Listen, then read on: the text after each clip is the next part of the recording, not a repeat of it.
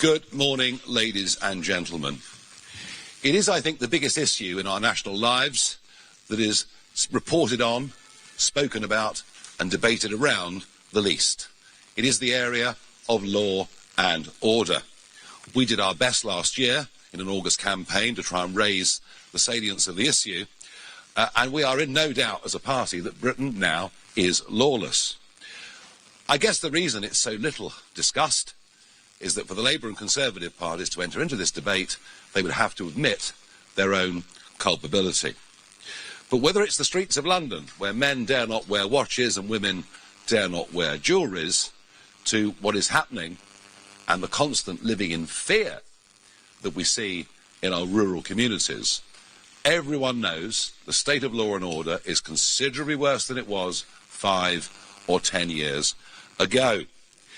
And yet, senior journalists and commentators rely on the England and Wales Crime Survey, a survey that is put through doors and filled in with a pencil and paper, and they say, look at the figures of this survey and it will show you that crime at all levels is falling. That is because it is a completely outdated way of measuring it.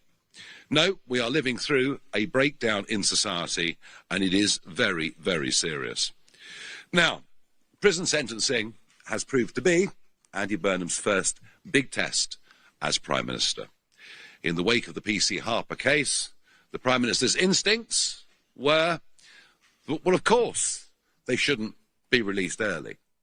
But once he's told the practical facts of life, he has to back away and back down. So at least we are having a proper debate about this. But we need to face some serious facts. During 14 years of Conservative government, through mass immigration, especially the Boris wave, the net population of the country rose by 6 million people.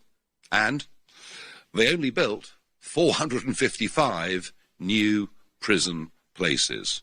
So early release isn't some new idea that this Labour government's just come up with. It was the Conservative governments that introduced it. And for all we hear on the radio and see on the telly, Conservative spokesmen and women on this issue, perhaps we better remind them that it was the Conservatives that gave early release to 158,000 prisoners. So they were very much the architects of this mess. And certainly it's true that Labour have inherited a very, very difficult situation. But they don't appear to have the imagination or the will to solve it. And that is where keeping criminals behind bars, that is where this document comes in. Because, once again, Reform are proposing practical policy solutions to difficult national issues. And quite often when we do this, we find within a few weeks, one or more of the other parties tend to follow our lead. So let's begin with the over 10,000 foreign national offenders that are currently in Britain's prisons. That figure is rising all the time. In fact, our expenditure on this is 50% higher than it was as recently as 2019. This is really quite straightforward.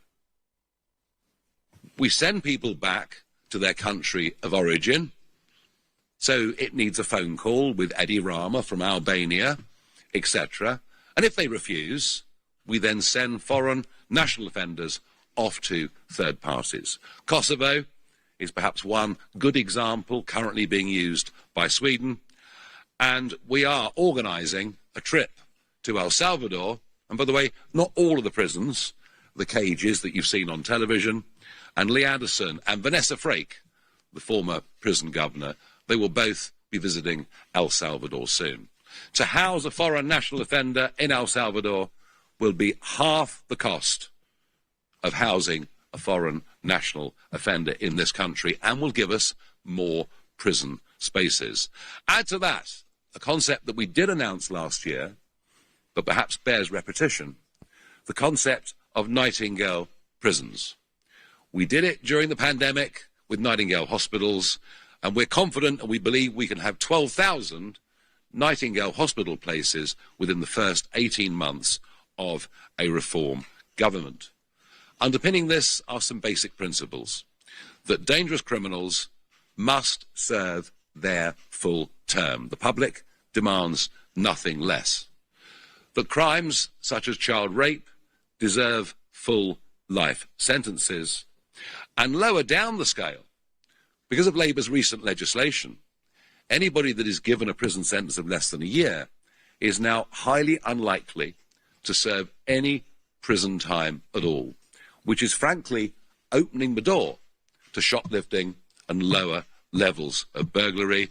And we insist that every single shoplifting incident should be prosecuted. And you know, there are big benefits in keeping serial criminals behind bars. Sweden have a comprehensive survey showing that 60% of violent crime in Sweden is committed by 1% of the population. And the figures in this country are not dissimilar. Repeated criminals, those who cannot be rehabilitated, and by the way, we would all say, for first-time offenders, every attempt should be made within prisons to educate and rehabilitate.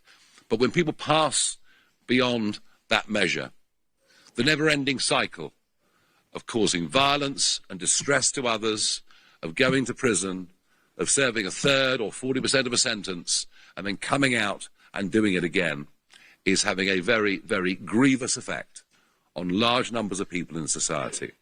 Prison is there in the first case to rehabilitate, but in the second, it's there to punish, and in the third, it's there to protect the rest of society.